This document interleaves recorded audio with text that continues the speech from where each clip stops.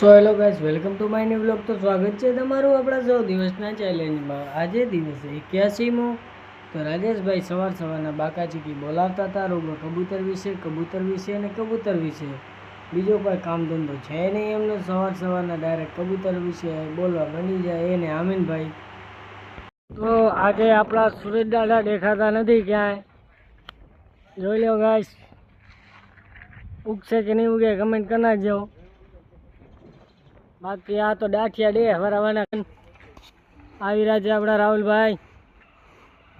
ભાઈ ધબધબો.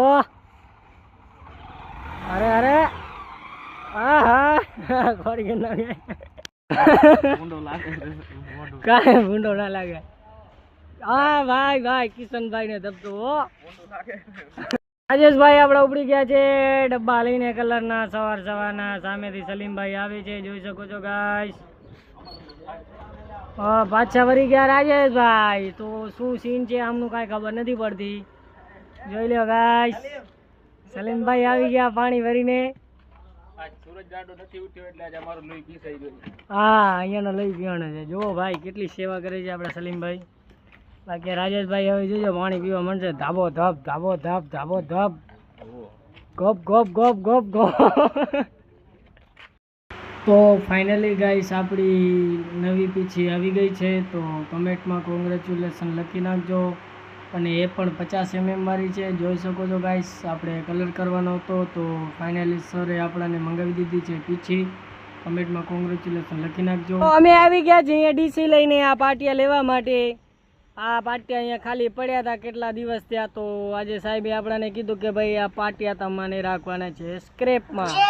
તો અહીંયાથી અમે લઈને જશું હવે સ્ક્રેપમાં. ડીસીમાં નાખીને જવાનું છે આપણે સ્ક્રેપમાં.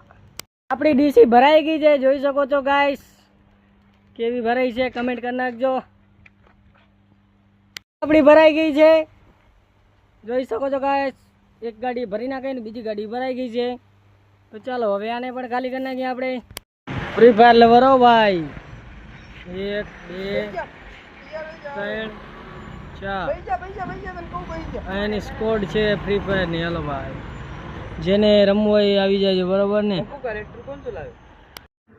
તો આપણે જઈ રહ્યા છીએ મહાદેવના મંદિરે. ત્યાં કને આપણા કલ્પેશભાઈ આવે છે.